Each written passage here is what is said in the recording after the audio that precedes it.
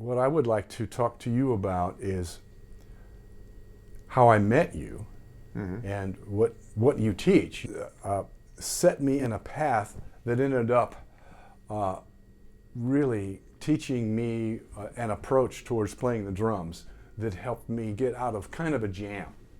I was playing the drums, I had a lot of ideas, but I was losing touch with the limbs, especially my lower part. And I was dumbfounded by the combinations that go on with four limbs.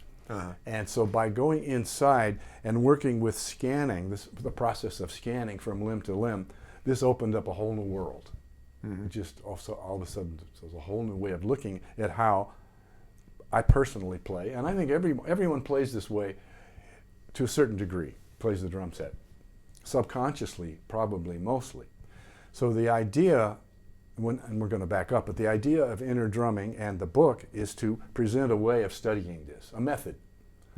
So I would like for folks out there to know a little bit about why that happened and what your side of that is, because I can relate some things to you about when you showed me by setting me up what it means to, if I'm using the correct word, to discharge. Well, it's not quite in the same technical sense, but it makes sense. What's the word? Well, I mean, discharging in Taiji means somebody flies through the air. So. Well, you know what you did, though? You set it up so that I was perfectly aligned, and you were the attacker, attacking me imperfectly, and you did fly through the air. You maybe don't remember that, but you flew back at least 10 feet. And I asked you about that, and you said, oh no, that really happened. You didn't make that happen. You didn't make yourself fly back. And the way it felt was internally I was completely coordinated. The energies beautifully came in and just went out. And so for me, that was the aha moment. And I realized later, well, maybe this could apply to the drumstick. And so there was this, okay, and part of the discharge that I remember, and please correct me, was adherence. By adhering to the so-called opponent. And being perfectly balanced inside and knowing everything, which I knew nothing, and still basically know nothing about Tai Chi, except that what I have learned has really helped. So the other part that you taught me was scanning when doing yoga. So you could be in the corpse posture, laying flat, and I remember that you taught me that in some ways could be the most important posture of all. Well, that's what my teacher told me. Yeah. He said, actually, the best, the most important posture is the corpse posture. But the problem is you go to sleep. So he said, if you can actually be in the corpse posture and run your mind through your whole body, and not have any breaks or blocks or anything, you don't need to do any yoga. Right. But the point is, you'll always find some kind of weird obstruction somewhere. So every posture of yoga is actually just a way to clear obstructions. And that's the way I relate to your drumming, to your method, not your melodic drumming, but your method of teaching. And your method of kind of teaching yourself is that you're eliminating blocks. What blocks are in the body are just like kind of hang-ups in the joints or something like that. It's like very physical. But to me, what blocks are in music is kind of like riffs.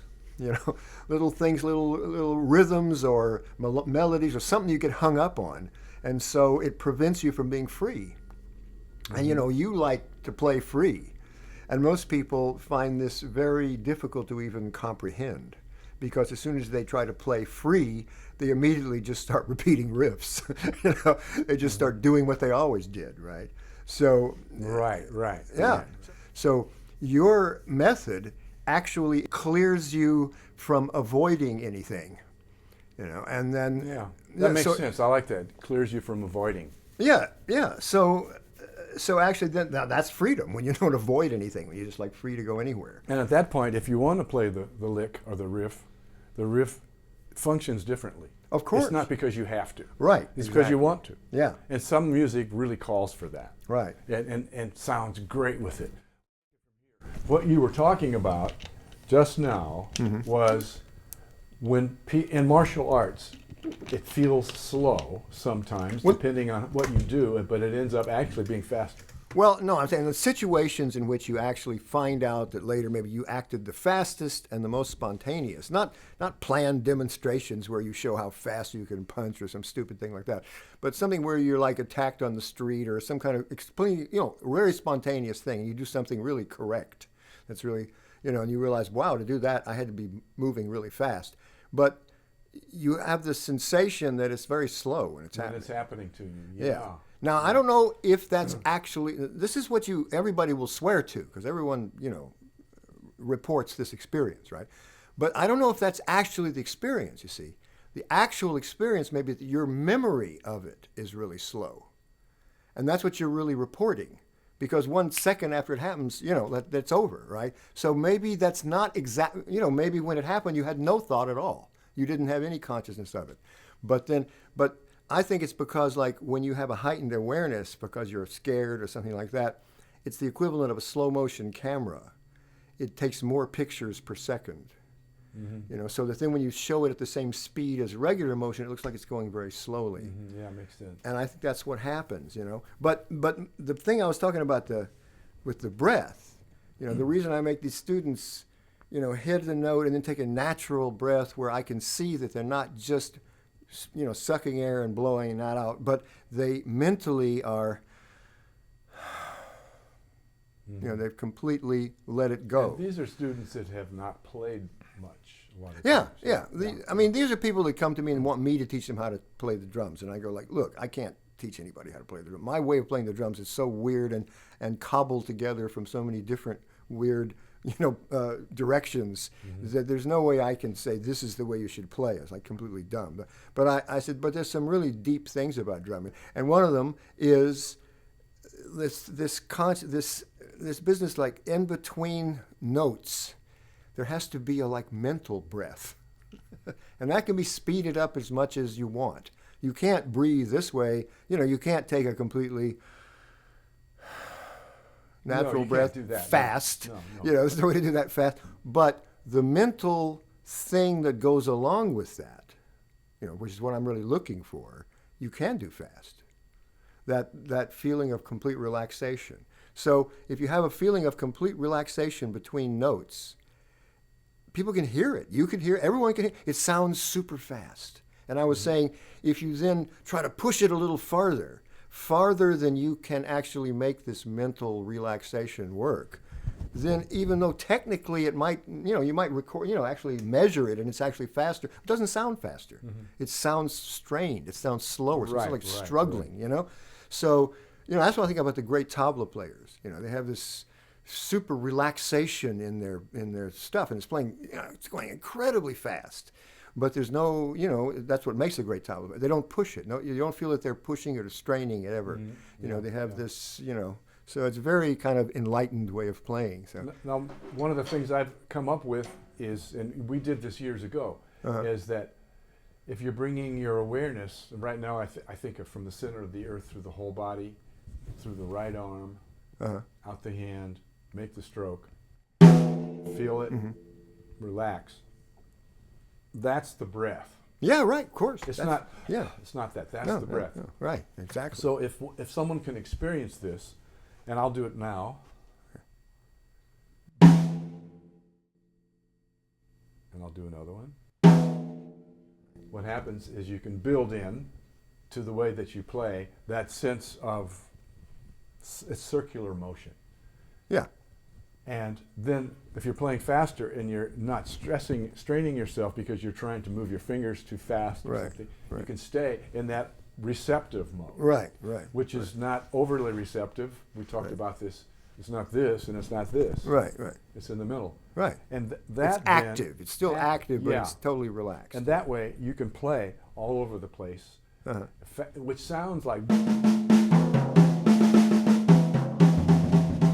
bass drum in.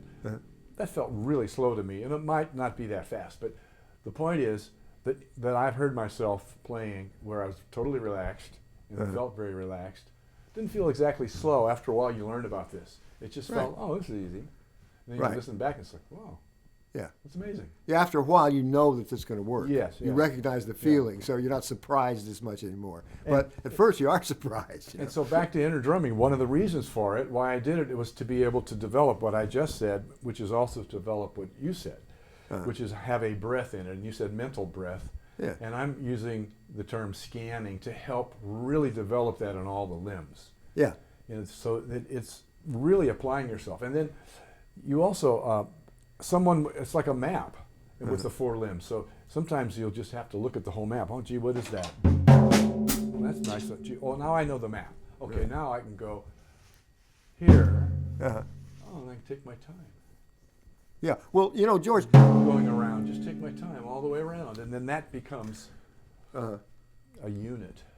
Well, probably, you know, I wouldn't want to say that complete physical consciousness of everything isn't important to every musician. Of course it is, and of course it would always improve. But the problem is that with a lot of instruments, you can just sort of, you know, disconnect most of your body and have it a kind of a short circuit. Like if you, with the drums, you can't really even do that, even if you wanted to. No, you got to use can't. the whole body. It's a gauge. You know, yeah, right. Especially a trap set. Yeah, it's a mirror, Somebody who yeah. plays like something like this, I suppose I could kind of become numb. Well, I've the played waist with down, some but- players who, when I watched their feet, and their feet were like in some other zone. Yeah, right.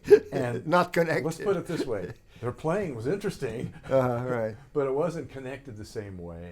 Well, it really just wasn't. It couldn't be, Right. because it was like their motions and their feet and their body weren't connected. And then I've seen these same players later when it was connected, and they sounded so much different. Mm-hmm. You know. Yeah, it's amazing that people can actually learn, isn't it? Yeah, yeah. Oh, yeah. Even I can even learn. Well, I'm always amazed when I learn anything. Me too. Yeah, even though I've learned a bunch of things, but every time I learn a new, I couldn't do that, and now I can do that. It's like incredible. So I want to say something to those young drummers that are out there. Uh-huh. That I'll be 75. You know, I don't know how old you are. 71. You'll be 71, and we're No, still I'll be 72. 72. We are still learning. In fact, Oh, absolutely. that's the only way to do it. It's the only way to keep this fun Oh, yeah. is to keep learning. So